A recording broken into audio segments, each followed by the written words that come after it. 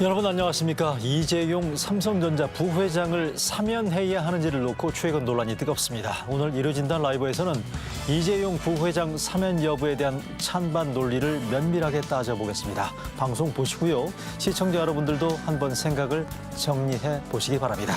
이어서 내년 대통령 선거전이 벌써부터 본격 시작된 것 같은 정치권 이야기 나눠보겠습니다. 먼저 새로운 여야 지도부 선출과 지난 한 주의 전국을 정리한 영상부터 함께 보실까요?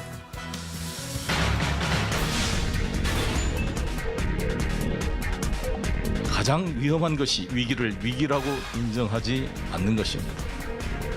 위기임을 인정하고 그 지점에서 새롭게 시작해야 합니다.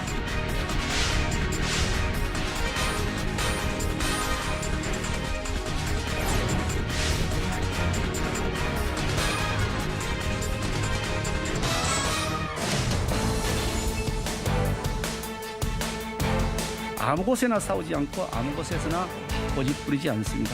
우리의 주된 타겟은 중도층입니다.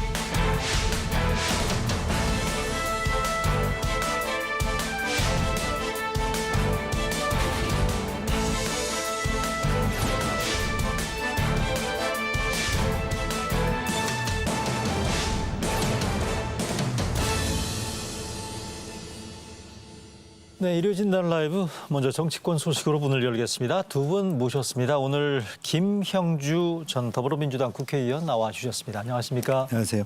반갑습니다. 이어서 정치 컨설턴트 민 컨설팅의 박성민 대표 모셨습니다. 반갑습니다. 예. 네, 먼저 장관들 인사청문회 얘기부터 나눠보겠습니다. 5명 장관 후보자 가운데 산업자원, 고용노동 2명은 일단 청문 보고서 채택됐고요. 나머지 3명이 지금 논란입니다. 3명 장관 후보자 보면서 얘기 나눠보겠습니다. 네, 지금 3명이 지금 논란인데요. 임혜수 과기부, 박준영 해수부, 노형우 국토부 장관 후보자. 정의당에서요. 지명 철회를 요구한 게 2사람, 임혜숙, 박준영이고요.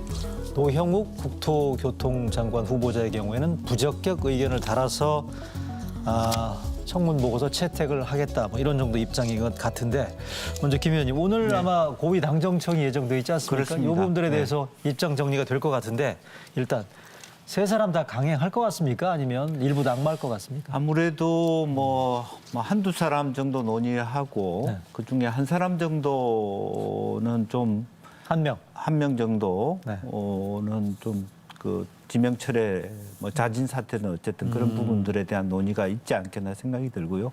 과거처럼 이렇게 일방적으로 이렇게 밀어붙이기에는 지난 지방선거 이후에 여러 가지 민심이라든지 또 송영길 또 신임 대표의 입장이라든지 고려해 봤을 때는 네. 좀 다 이렇게 무리하게 야당을 무시해 가면서 통과시키는 무리다, 그렇게 생각이 들고요. 그렇게 보세요? 이제 문제는 이제 뭐 크게 보면 3명 중에 한 2명에 집중되는 거 아닌가, 네네. 그런 생각이 듭니다. 그래서 이제 실제적으로 보면은 과기부 장관이 여러 가지 종합적인 문제의 공직자로서의 상당한 검증 과정에서 문제점이 많이 노출됐고, 또 해수부 장관 후보자의 경우에도 특히 부인의 문제 같은 경우는 사실은 어떤 면에서 실정법 위반일 수도 있기 때문에 상당히 이 2사람 다 그 여러 가지 어떤 당내에서는 굉장히 그 부적절하다는 의견조차도 나오고 있는 실정입니다. 이제 다만 이제 이 어쨌든 그 청의 입장에서, 정부 대통령 입장에서 뭐 2명 중에 1명을 어떤 기준으로 뽑느냐. 근데 임혜숙 후보의 경우에는 여성 장관이 적다, 이제 그런 면에서 뭐 그런 측면 부분들도 뭐 고려해 볼 수 있을 것 같은데, 실제로 보면 뭐 당에서는 오히려 2명 다 적절하지 않다라는 의견을 낼 수도 있고, 예, 예. 조율 과정에서는 1명 정도로 정리할 가능성이 있다고 1명. 보여집니다. 자, 박성민 대표님, 1명 날아갈 것 같습니까? 그거 알 수가 없습니다. 그러니까 뭐 세 분 다 하기는 좀 부담될 것 같긴 부담되고, 합니다만, 네. 당정청의 고위 인사들이 지금 다 바뀐 거 아닙니까? 청와대도 지금 새로운 정부석이 갔고, 네네. 이제 새로운 당대표 뽑혔고, 총리도 지금 새로 이제 들어가야 되고, 그런 입장에서 보면 과거처럼 할 수는 없을 거예요. 근데 이 정부 들어와서 가장 크게 지금 그 낙제점 중에서도 가장 평가가 안 좋은 게 인사 문제거든요. 예. 그리고 지금까지 뭐 청문 보고서 채택 여부와 상관없이 다 임명했지 않습니까? 그런 문제에 대해서 당 쪽에서 이건 더 이상 이렇게는 못 간다. 좀 충격요법. 인사수석이 이렇게 계속 인사참사를 내고 있는데 뭘 도대체 검증하고 있는 거냐. 진짜 그렇게 사람이 없다는 거냐. 정말 사람들이 다 안 하겠다고 해서 어쩔 수 없이 했다는 거냐. 아니면 정말 친소관계에 따라서 한 거냐. 이런 충격을 대선 앞두고 주기 위해서 세 분 다는 부담스러울 수 있지만 아까 여성 장관 얘기했지만 당에서 강력하게 두 분 다 안 되겠다. 오늘 그렇게 결정할 수도 있을 거라고 저는 그렇게 보세요? 아니 그렇게 본다는 게 아니라 그럴 가능성도 있다. 그러니까 당 저는 쪽에서는 이제 사실은 굉장히 그게- 충격적으로 지금 뭔가 이 두 명 청와대에다가 가능성도 경고를 좀 줘야 될 텐데 그렇게 주려면 인사 문제 더 이상 이건 안 된다. 그 현실적인 문제도 있습니다. 왜냐하면 어떤? 당장 김부겸 총리 후보자는 표결을 해야 되거든요. 총리 인준안 투표. 예, 인준안 네. 투표를 네. 해야 되는데 물론 네. 뭐 그 청문회 과정으로 보면 무난히 통과된다고 하지만 표결이 남아 있다는 거 하고 예. 김호수 검찰총장 검찰총장도 인사청문회. 청문을 해야 된다. 거긴 뭐 표결은 아니지만 이제 그런 면에서 그런 그 이후에 말하자면 과정 또 김우수 총장 후보는 처음부터 예를 들면 뭐 너무 친정부적이 아니냐 이런 비판을 받고 있어서 굉장히 난항이 예상되기 때문에 현실적으로 당의 입장에서도 그런 것까지 감안했을 때 최소 한 명 정도는 말하자면 좀 그 뭐 사퇴를 시키는 게 좋지 않겠냐 그런 의견이 있을 수 있겠다. 정리 시점 그러면 또 관전 포인트 가운데 하나가 이게 오늘 고위당정 정이 있지 않습니까? 그리고 또 하나 주요 변수가 내일 오전 11시에 대통령 취임 4주년 회견이 있습니다. 그 전에 정리가 돼야 되겠죠? 이게 보통 정보적으로 보면 네. 지명 철회하라고 야당이 얘기하지만 지명 철회는 잘 안 하죠. 이제 그분의 명예도 있고 자기들이 어쨌든 다뭐 약속도 하고 그랬을 거 아닙니까? 그래서 대개 이런 경우는 자진 사퇴를 사퇴. 유도하죠.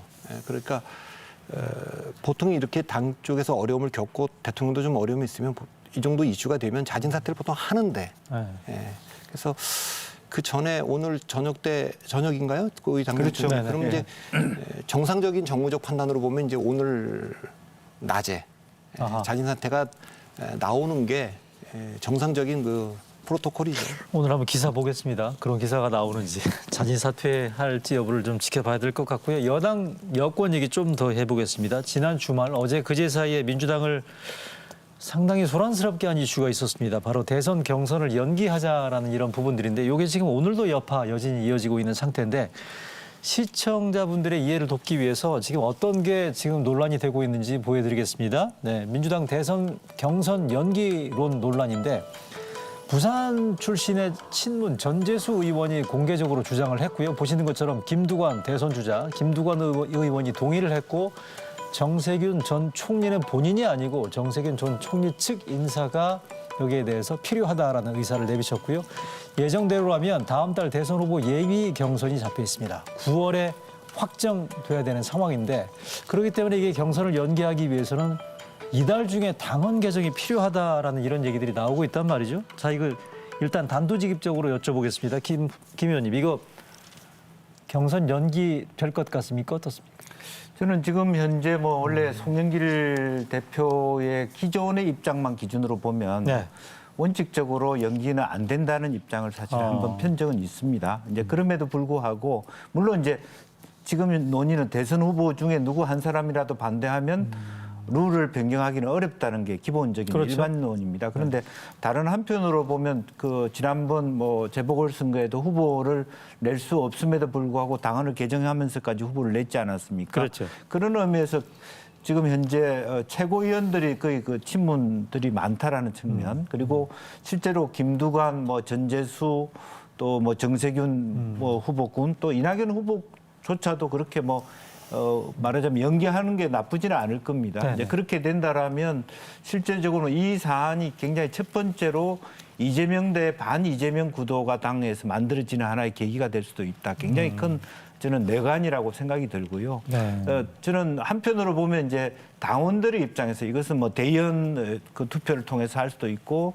말하자면 그 임시전당대회를 통해서 할 수도 있는데 네. 최고위원이나 최고위원회 내부에서 이런 것을 논의해서 이것을 당원 투표를 투표. 옮기자 하라면 이걸 막을 수 없는 지난번 송영길 재보선 후보조차도 때처럼. 예 네. 그런 흐름이 있다. 왜냐하면 결과적으로는 전재수 의원이 얘기한 것처럼 11월 정도 가서 좀 말하자면 백신 문제라든지 뭐 코로나 문제가 조금 더 진정세가 됐을 때 조금 더 넓은 의미에서 컨벤션 효과를 누릴 수 있을 때 뽑자. 왜냐하면 결국 국민의힘 후보는 11월 달에 뽑힐 것이고 우리는 그렇죠. 9월 달에 뽑아놓고 저쪽이 그 내년 3월 대선을 위해서 흥행을 하는 과정에서 오케이. 어떤 말하자면 우리가 흥행을 주도하지 못할 경우에 네. 정권이 넘어갈 수 있다는 측면, 또 이번 서울시장이나 부산시장 경선에서도 보면 결과적으로는 다이나믹스를 가진 어떤 연대나 통합이라든지 여러 가지 경론이 있을 때 훨씬 그게 증폭됐다는 거거든요. 이제 야권이 그랬다는 얘기죠. 예, 선거 전략적인 측면에서 어떤 후보, 당내 후보의 유불리와 달리 예. 경선하자는 부분에 대해서 당원들이 동의할 가능성도 꽤 높다 그렇게 보여집니다. 자, 이렇게 말씀해 주셨는데 흔히 얘기하는 친 이재명계라고 분류되는 정성호, 민형배 어제 그제 절대 안 된다라고 입장을 냈지 않았습니까? 근데 박 대표님 이쪽 이재명 지사 측에서 지금 반대를 하고 있는데 혹시 이거 나중에 봐서 못 이기는 척하고 그냥 받을 가능성은 없을까요? 그건 뭐 다 있다고 저는 봅니다. 네. 그러니까 양측의 주장이 뭐 네. 다 일리가 있어요. 결국은 대선 승리를 위해서 어떻게 하는 게 가장 좋냐 이거 아닙니까? 네. 근데 대체로 우리나라 대선 후보들이 이렇게 6개월 전에 뽑힌 경우는 거의 없습니다. 그러니까 보통은 이제 한 4개월 정도 전에 뽑히고 3개월 전에도 뽑히고 임박해서 뽑혔고 가장 이제 일찍 뽑은 게 2002년 노무현하고 그 이해창 두 후보인데 그때는 2002년 6월 달에 지방선거가 있었고 무엇보다 월드컵이 있었어요. 그렇기 때문에 일찍 뽑았습니다. 그 일찍 뽑고 후보가 흔들렸죠. 노무현 후보도 시간이 많이. 뭐 후보 교체론까지 나왔죠. 예, 그렇습니다. 자, 근데 이제 그 뭐 바로 이제 지방선거 있었고 거기서 선거에서 졌기 때문에 이제 그렇게 됐고요. 가장 중요한 건 이겁니다. 지금 민주당 경선은 냉정하게 보면 이재명이냐 아니냐의 구도로 돼 있습니다. 네. 민주당이 아까 흥행 얘기하는데 가장 극적인 흥행은 뭡니까? 이재명 후보 안 되는 거죠. 뒤집어져서. 근데 만일에 두 달을 연기했어요. 11월 9일. 그러니까 3월 9일이니까 지금 120일 전으로 지금 국민의힘은 돼 있고 여기 지금 9월 9일 이전이라고 네네. 돼 있는데 두 달 뒤로 연기해서 민주당이 원하는 대로 친문이 원하는 대로 이재명을 꺾는 후보가 나타났어요. 네. 자, 그러면 그게 흥행에 성공한 거가 되는지 아니면 당을 분열로 몰아넣을 건지 이 판단 해봐야 될 거 아닙니까? 자칫하면 분열로 몰아넣을 수도 있어요. 그러니까 이재명 안 주려고 그렇게 했다 그러면 이재명 지지자들은 또 가만히 있겠습니까? 네네. 그럼 그때 가서 이재명이 그냥 됐어요. 그러면 괜히 두 달 동안 연기해서 이 경선 과정이 길어져 갖고 이재명이 오히려 더 타격을 받았다. 이렇게 얘기 나올 수도 있는 거죠. 지금 연기하자는 사람들 중에 일부는 이렇게 얘기합니다. 김경수 경남도지사가 지금 이제 대법원 판결을 앞두고 있는데 지금 경선 일정대로라면 예선에도 지금 들어올 수 없는 지금 상황이기 때문에 좀 시간을 좀 벌어줘야 되는 거 아니냐 이런 얘기가 있는데 그건 이제 당에서 정무적으로 판단해야 됩니다. 현실적으로 이재명 후보를 진짜 꺾으려고 하는 건지 이재명 후보가 9월에 후보가 확정되는 게 좋은지 11월에 되는 게 좋은지 이 판단은 전 양측의 입장이 다 있지만 11월에 가서 이재명 후보를 꺾었을 때의 리스크도 상당하다. 저는 그렇게 봅니다. 김 의원님 지금 박성민 대표께서 가장 극적인 흥행 효과는 이재명이 안 되는 거라고 얘기하셨는데 실제로 뭐 지난번도 마찬가지로 뭐 서울시장 같은 경우는 네.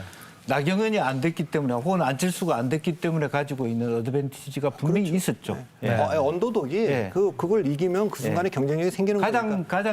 가장 역적인 것은 지금 현재 당내 3위, 4위 하는 후보가 되는 것이죠. 그리고 3위, 4위 아닌 방금 말씀하신 김경수 경남지사 제가 알기로는 6월 달에 아마 대법원 판결이 예정돼 있는 걸로 잡힌 걸로 지금 돼 있는데 여기서 만약에 2심까지는 김경수 지사한테는 지금 안 좋게 나오지 않았습니까? 그런데 대법원에서 김경수 지사한테 유리한 쪽으로 결론이 나게 되면 지금 예정돼 있는 9월 대선 후보 선출까지 석 달이면 거의 뭐 준비할 수 있기는 어려운 기간 아니겠어요? 이 부분들에 대해서 실제적으로 보면 그 김경수 지사 얘기를 했지만 사실은 김경수 지사가 이번 대선에 경선에 참여할지도 미지수고요. 네. 참여 안 할 가능성이 더 많습니다. 그렇기 때문에 그 의도 자체를 전재수 의원이 얘기한 것을 김경수 지사를 염두에 두고 얘기했다는 것은 조금 왜곡이 될 수 있다라고 보여지고 저는 그것보다는 훨씬 의미해서 국민의힘의 후보가 11월 달에 선출하는 것에 비해서 12월 아닌가요?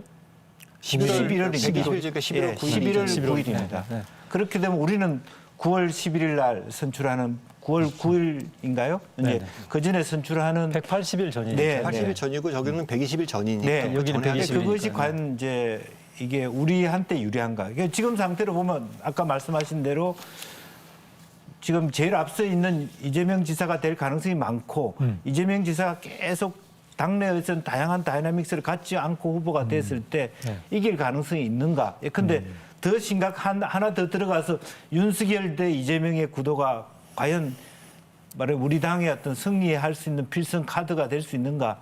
뭐 그런 부분도 있을 수 있지만 어쨌든 이재명이든 아니든 그것을 떠나서 민주당 후보가 먼저 당선 그 경선을 정해놓고 두 달 전에 정해놓은 것이 과연 바람직한가에 대한 논란이 뭐 계속될 일단 수밖에 이거 하나만 없겠네요. 제가 말씀 좀 드리면 제가 한국과 미국의 대통령 선거 경선 과정을 쭉 이렇게 봤는데 네. 보면 예선전에서 경선에서 치열한 두 후보 간에 도저히 같이 당을 할 수 없다.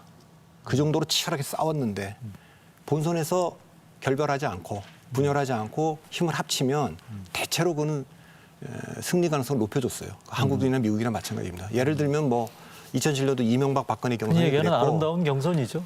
뭐 아름답진 않고 뭐 다시는 안 볼 것처럼 돼도 봉합이 된 건데 그 이명박 박근혜가 그랬죠. 그때 이해창이 나왔는데 박근혜가 그 이해창 지지를 안 했잖아요. 그리고 네네. 오바마, 힐러리 클린턴이 그렇게 됐습니다. 네네. 근데 이런 경우는 한국이나 미국이나 대체로 정권을 잃은 야당 경선이 그랬습니다. 아하. 그 얘기는 무슨 얘기냐면 여당의 경선이 치열해지면 97년도 이인재가 나왔지 않습니까? 굉장히 분열적 요소가 많습니다. 그래서 제가 아까 이 흥행을 위해서는 지금 이재명 후보가 지금 현재 1등인데 이거 이대로 가면 재미가 없다. 흥행이 안 된다. 그러니까 이걸 좀 뜨겁게 만들어야 되겠다라고 하는 것이 여당 입장에서는 더군다나 지금 전국 단위 선거를 4번 계속 이겨왔고 그런 상황에서는 이해 안 될 가능성도 있기 때문에 그게 이제 여당의 이제 고민일 겁니다.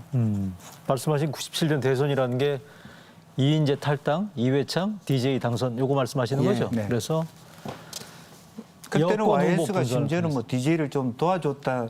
뭐 실제적인 것은 아니겠습니다만 그래서 지금 그런 의혹도. 그래서 뭐. 지금 여권의 선두주자인 이재명 경기지사가 혹시 그러니까 경선 과정에서 불협화음이 발생하게 되고 후보 교체가 발생하는 경우에는 분열로 이어질 가능성을 배제할 수 없다. 여당의 분열 가능성을 제가 더 강조했다기보다는 야당은 상대적으로 정권을 찾아와야 된다는 유권자들, 지지자들의 그 압력이 굉장하거든요. 네. 그러니까 이번에 서울시장도 단일화가 된 것도 그런 거 아니겠어요? 알겠습니다. 지금 4번이나 지고 어떻게 그렇게 또 싸우냐? 이렇게 된 거니까 그 가능성은 여당 쪽 분열 가능성이 좀 더 있죠. 대선 얘기하고 있으니까 최근 여론조사 하나 보실까요? 네. 잠깐 최근에 나와 있는 여론조사 결과 한번 보시면서 설명드려보겠습니다. 네, 갤럽 여론조사 최근에 나온 건데 이재명 경기지사가 다시 1위로 치고 올라왔죠. 윤석열 전 검찰총장의 경우에는 22%인데 최근에 아마 공개 활동이 없고 언론 노출 빈도가 좀 적다 보니까 2위로 잠깐 주춤하지 않느냐라는 그런 해석도 있습니다만 요거 관련해서 하나 질문 드려볼게요. 김영주 전 의원님. 최근에 나온 얘기를 보니까 지금 그 이재명 경기지사 얘기하고 있습니다만 뭐 대세론에 가까울 정도로 이재명 지사 쪽으로 사람이 많이 몰린다. 의원들도 지금 꽤 많이 지금 모이고 있다는 얘기들도 있어요. 네. 맞나요? 그렇습니다. 네. 이제 그것은 사실은 좀 아주 작은 디테일인 문제까지도 얘기를 하고 있는데 네네. 뭐 이낙연 대표 모임의 처음 구심점도 좀 약했던 부분들이 있고요. 이제 이낙연 그런데 계획. 네. 이제 그 부분은 뭐 논의하기 어렵습니다만 이재명 지사는 사람을 어원 하나를 부르면 3시간 동안 전혀 핸드폰 보지 않고 집중해서 이야기를 듣는다는 그렇다는 거예요. 거죠? 예. 네, 저도 그래서 들었습니다. 실제적으로 사람들이 이재명 지사의 진정성, 정말 간절한 당신의 그 도움을 원한다는 것을 감동을 받는데요. 네네. 그래서 그쪽으로 많이 가고 있는 부분들이 있고 네. 사실은 다시 잘못하면 사실 이낙연 전 대표에 대한 디스가 될 수도 있는데 네네. 이렇게 의원들을 모아놓고 나는 독대하는 줄 알고 갔더니 여러 의원들이 와 있고 집중하지 않는다 이런 얘기까지 나오는 부분이 하나의 흐름이 네. 있습니다. 네네. 근데 어쨌든 그 안에 이제 하나 없는 장면이 사실은 정세균 총리가 갖고 있는 기존의 엄청난 네트워크 망이 또 하나 있는 거죠. 이것은 아직까지 드러나 있지 않는 정세균 부분이고요. 계로 분리되어 있는. 네, 네. 그래서 이미 한 30명 정도가 짜 있는 부분은 아직까지 오픈돼 있지 않은 상태이거든요. 네, 네, 이제 네. 그랬을 때 실제적으로 보면 뭐 지난번에도 한번 제가 그런 얼핏 얘기를 했습니다만 말씀하셨죠? 제대로 된 3강 구도가 되면서 네, 네. 이재명 그 구칙이냐 새로운 도전자가 이 이낙연, 정세균 혹은 뭐 김두관을 포함해서 그분들이 어떤 하나의 변화 과정에서의 어떤 새로운 말하자면 이익권 리더들을 만들어내느냐 하는 과정이 하나 남아있다 저는 그렇게 보여집니다. 요거 하나 제가 박성민 대표한테 여쭤볼게요. 최근에 이재명 경기지사한테 흔히 얘기하는 친문의 적통으로 분류되는 분들과 뭐 이를테면 회동이 이루어졌다. 예컨대 이해찬 전 대표랄지 얼마 전에 양정철 전 민주연구원장도 만났다는 거 아니겠어요? 이거는 어떻게 봐야 되는 겁니까? 왜 이재명 경기지사의 경우에는 친문에서는 뭐 거의 눈밖에 난 사람으로 그동안은 돼 있지 않았습니까? 이거를 지금 어떻게 봐야 되는 건지. 좀 전에 지금 이해찬, 양정철 두 분을 대표로 말씀하셨습니다만 그분들이 이제 진짜 문재인 대통령하고 현재도 아주 긴밀한 관계를 갖고 있는지는 잘 모르겠습니다. 그러나 범친문이었던 건 사실이고 정권 창출에 특별히 기여했던 분들이니까 그렇게 말해도 되죠. 그런데 역대로 모든 정권은 대통령은 특히 차기 대통령을 이길 수도 있고 믿을 수도 있는 사람을 찾았어요. 근데 이 두 가지 조건을 다 만족하는 후보가 없었어요, 한 번도. 아하. 이길 수 있으면 믿을 수 없고 믿을 수 있으면 이길 수 없고. 자, 그런데 우리나라에서는 어쨌든 정당이 이재명 지사를 믿을 수 있느냐. 전 뭐 야당 인사보다 더 믿을 수 없다고 이렇게 돼 있지만 더 중요한 건 민주당의 지지자들은 또 국회의원들은 그래도 이길 수 있는 사람 쪽으로 가게 돼 있습니다. 그런데 정세균 총리도 이제 말씀하셨는데 이분이 굉장히 정치적인 잠재력이 있고 뭐 굉장히 포용력도 있는 분이죠. 다만 이제 이분이 2009년에 노무현 대통령이 좀 그렇게 불행하게 삶을 마감하지 않았다면 2010년대에는 아마 정세균 총리한테도 기회가 있었을 거라고 저는 봅니다. 어떻게 그렇게 되다 보니까 10년 동안 이 정치가 주도 세력이 좀 바뀐 측면이 좀 있죠. 친노 친문으로. 그래서 이제 그 기회를 좀 놓쳤는데 이걸 반전시킬 수 있을지 전 잘 모르겠고 다시 아까 그 질문에 답을 하면 이재명? 민주당의 의원들이나 지지자들은 이재명 지사에 대한 신뢰에 대한 논란은 계속 있겠지만 가장 경쟁력이 있다고 판단이 되면 결국은 후보를 민주당은 선택할 거다. 될 것 같은 후보. 될 것 같아요. 알겠습니다. 자, 당에서 이제 이길 수 여당- 있는 후보가 더 중요합니다. 여권 얘기는 이 정도 하고요. 야권 얘기로 조금 돌려볼게요. 다음 달 초에 국민의힘 전당대회가 예정돼 있습니다만 관련해서 여러 가지 논란들이 벌어지고 있습니다. 여러분들의 이해를 돕기 위해서 관련 내용을 정리했습니다. 잠깐 보실까요? 네, 국민의힘 전당대회의 관전 포인트를 일단 보실까요? 네, 다음 달 초로 일단 날짜는 아직 안 잡혔습니다. 홍문표, 조혜진, 윤영석 출마를 공식 선언했고요. 주호영 원내대표, 전 원내대표는 다음 주에 아마 출마를 선언한다라는 얘기가 있고요. 나경원 전 원내대표 출마 여부가 현재 아마 주요 관전 포인트 가운데 하나가 아닌가 싶고 당원 투표 70, 여론조사 30이다 보니까 영남 후보한테 이게 절대적으로 유리한 게 아닌가라는 논란이 벌어져서 이 부분들에 대한 당원 전당대회 룰 개정에 대한 논란이 벌어지고 있다라는 게 있고 김 의원님 이건 어떻습니까? 지금 제일 궁금한 거는 나경원 전 원내대표 나올 거라고 보세요? 저는 그다음 나올 나오면 가능성이- 될까요?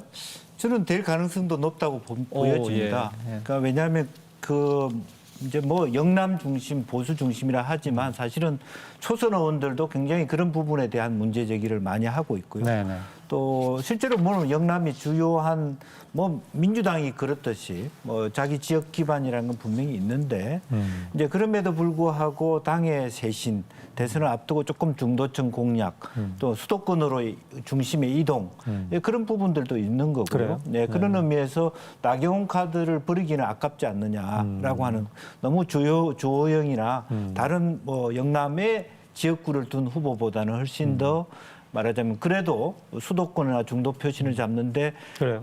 도움이 된다고 생각하면 제가 생각할 때는 왜냐하면 이번에 서울시장 선거에 나타나 있는 그 국민의힘 지지자들과 당원들의 말하자면 투표 행태를 봤을 때 네. 매우 전략적으로 움직였다 그렇게 보여지거든요. 아하. 그런데 뭐 기본적으로 나경원 후보 우위였지만 안철수 대비해서 토론회 혹은 누가 더 당내에서 강할 것인가를 두고 고민했다라는 측면들이 있는 거거든요. 네네. 이제 그런 면들을 뭐 종합해 봤을 때 네네. 실제로 당원과 뭐 말하자면 국민 여론조사를 병행했을 때 네네. 이번에 뭐 여성 가산점이 있는지는 그건 모르겠습니다만은 이제 그런 측면에서 나경원 후보가 갖고 있는 매력도는 여전히 존재한다 저는 그렇게 생각합니다. 박성민 대표한테 같은 질문 하나 추가해서 두 가지 드릴게요. 나경원 대표 전 원내대표가 나올 건지 나오면 될 건지 그다음에 하나 김웅 초선 가능성이 있다고 보시는지. 전 대통령 선거 있을 때 가장 중요한 건 대선 후보가 누구냐는 겁니다. 당대표나 원내대표가 누구냐는 별로 중요하지 않습니다. 지금 뭐 영남 원내대표가 되면 수도권 대표가 유리할 거다. 저는 거기는 동의하지 않습니다. 아, 그래요? 왜냐하면 새누리당 때부터 새누리당이 총선에서 2016년 졌거든요. 그때 당대표가 PK의 중진 김무성 대표였어요. 물론 이제 청와대하고 이제 충돌도 있었습니다만 어쨌든 지고 그만뒀죠. 그리고 이제 호남의 이정현 대표를 당대표로 뽑았습니다. 그다음에 뭐 다시 영남의 중진이고 수도권에 국회의원이었던 홍준표 대표가 당대표도 맡은 적이 있고 그다음에 한교안 대표가 당을 맡은 적도 있습니다. 어허. 그런데 한교안 대표, 홍준표 대표나 김무성 대표는 아주 중진 중에 중진입니다. 대선 후보도 지낸 분들이고. 반면에 한교안 대표는 국회의원도 한 번도 안 한 영선당 대표예요. 중요한 건 지역도 아니고 선수도 아닙니다. 선거에 미치는 영향은 그 당이 중도 지향적이냐 아니면 강경 보수 지향적이냐는 겁니다. 지금 송영길 대표가 호남 분이거든요. 전남 고흥 분인데 호남 당대표가 됐어요. 근데 거기서는 지금 이슈가 뭐냐면 이 사람이 이제 친문이냐 비문이냐 이 논쟁이에요. 본인 비문은 아니라 그러는데 중요한 건 김대중 정치 계승하겠다고 얘기하면서 기존의 강성 친문들이 끌고 오던 당의 기조를 지금 바꾸고 있는 거 아닙니까? 이게 중요한 겁니다. 중도표를 받는 데는 대선 후보와 더불어 당대표와 당의 노선을 중도로 가져가느냐가 중요한 거지 단지 뭐 형식적으로 그 사람이 수도권 국회의원이다 이건 중요하지 않으니까 당의 입장에서 전략적이라고 얘기하는 건 중요한데 그 국민의힘 지지자들이 봤을 때 네. 당을 승리로 이끌고 중도지향적으로 가려면 누가 당대표가 되느냐가 대단히 중요하다고 좀 봅니다. 듣기에 그런 따라서는- 측면에서 보면 네. 이 김웅 초선 의원은 호남이고 초선이에요. 네. 그러니까 이제 된다면 정말 엄청난 변화가 오는 거죠. 예. 예, 이제 그런 편에서 이건 확실한 변화이기 때문에 뭔가 그 국민들이 주는 신호가 있는데 현실적으로 가능하냐라는 데서 그 비현실적이고 그럼 나경원 의원은 한교안 지금 전 대표도 지금 움직이고 있지 않습니까? 근데 이제 나경원, 한교안 두 분이 주도했던 2019년의 결과가 2020년 총선이니까 근데 주호영 원내대표가 주도했던 그 어떤 비대위는 보궐선거를 승리로 이끌었으니까 그 판단을 아마 할 겁니다. 전략적으로. 지역보다도. 박성미 대표 설명은 듣기에 따라서는 나경원 전 원내대표의 경우에는 중도 확장성에 한계가 있기 때문에 다른 시선으로 볼 필요가 있다라는 그런 뜻으로 좀 해석이 되네요. 네. 그러니까 단지 지역을 가지고 얘기할 네. 건 아니라는 겁니다. 네. 이제 그런 면에서는 사실은 그 민주당의 송영길 후보도 그 전당대회 과정에서는 예를 들어 호남의 대선 후보가 될 가능성에 대한 욕구 때문에 호남 당대표가 안 되기를 바란다. 뭐 이런 이낙연, 부분들도 정세균한테 있었거든요. 악재라는 얘기도 그것이 있었고요. 부분적으로 원식 후보가 좀 더 많은 득표를 한 그렇죠. 계기가 됐을 수도 있다고 보여지는데 이미 말씀하셨듯이 그 구도는 없어져 버렸습니다. 그러니까 네, 네. 호남 대선 후보이기 때문에 호남 당대표를 지향하자는 말이 안 되듯이 국민의힘에서도 물론 뭐 영남 대선 후보 위해서 영남 당대표는 안 된다 이런 논의가 할 필요가 없는 논의가 되었습니다만은 그럼에도 불구하고 주호영 대표가 지녀게 되는 당의 이미지가 과연 혁신적이거나 말하면 중도 확장적이 더 있냐 그런 것은 저는 그렇지는 않다고 보여지거든요. 알겠습니다. 마지막으로 두 분께 짧게 윤석열 전 검찰총장 질문 하나 드려보겠습니다. 지금 현재 대권 수업을 하고 있는 걸로 지금 알려져 있지 않습니까? 요거를 지금 어떻게 봐야 되는 건지 이게 지금 등판 시기를 너무 미루고 있는 게 아닌가. 그리고 이게 등판 시기를 이렇게 미루고 있는 부분들이 윤석열 전 검찰총장의 정치권 투신, 나아가 대선 출마에 이게 플러스 요인이 될 건지 마이너스 요인이 될 건지 먼저 박 대표님. 일단 저는 뭐 언론이나 이 정치권에서는 자꾸만 일찍 움직이라 그러는데 그분 전직 검찰총장이잖아요. 저는 검찰총장일 때도 정치권이나 언론을 향해서 여론조사에 빼야 된다고 계속 주장했던 사람입니다. 네. 그분이 정치적 중립과 독립이 그렇게 중요한 전직 검찰총장이 대선에 바로 뛰어드는 문제를 5월 달에 결정해라, 6월 달에 결정해라, 7월 달에 들어와라. 그건 그렇게 할 수 없다고 봅니다. 그러니까 적어도 가만히 있었으면 7월 달까지는 임기를 지금 했어야 되는 분인데. 7월 임기죠. 그러니까 네. 예, 저는 양당이 이제 전당대회를 통해서 체제가 다 잡히고 대선 본격화될 때까지는 움직이기가 어려울 것이고 본인은 어쨌든 뭐 나오면 이제 뭐 검찰총장으로서 그 사법적인 답만 하는 게 아니잖아요. 많은 준비가 좀 필요할 거니까 뭐 지금 생각보다 그렇게 늦어지는 건 아니고 아, 그래요? 본인이 준비하고 있을 거다. 저렇게 보고 그렇게 좀 시간을 끄는 게 오히려 더 전 그 신중하게 행보하는 것으로 보일 거라고 그런 저는 건가요? 저도 거의 비슷한 생각인데 우선 검찰총장이 새로 뽑히기 전에 뭔가를 움직인다는 데 대한 부담감을 가질 수가 있습니다. 아하. 그래서 김호수 검찰총장 청문회 여러 가지 난항이 있지만 어쨌든 어렵사리 아마 정리가 돼서 그러면 뭐 새로운 신임 검찰총장이 나오고 난 다음에 본격적으로 정치 행보를 해도 되고 이미 우리가 논의한 바처럼 11월 달에 그분이 이제 정해진 행로가 예, 예. 약간 뭐 후보군에 들어가서 그쪽과 함께 국민의힘과 함께 네. 대선을 치른다고 생각한다면 전제한다면 11월까지 시간이 많기 때문에 너무 조기에 이렇게 뭐 지금 현재 막 거의 본인을 능가할 만한 후보가 있는 것이 아닌 상태에서 조급하게 나갈 이유가 없고 거의 다 정리되는 대로 지금부터는 본인이 어떤 행보를 하더라도 소위 말하는 마크맨이 따라 나갈 수 있고 일상적인 모든 질문에 답을 해야 되는 그러네요. 상황이기 때문에 또 재정적인 부담도 있습니다. 이제 그런 측면에서 저도 거의 동의합니다. 7월 알겠습니다. 8일 이후에 뭐 정리해도 충분하다 그렇게 생각합니다. 네, 뭐 대권 이슈라는 게 워낙에 하나하나가 예민하고 따끈한 이슈다 보니까 두 분 말씀이 아주 귀에 쏙쏙 박히네요. 아주. 오늘 두 분 말씀 얘기 줄이겠습니다. 고맙습니다.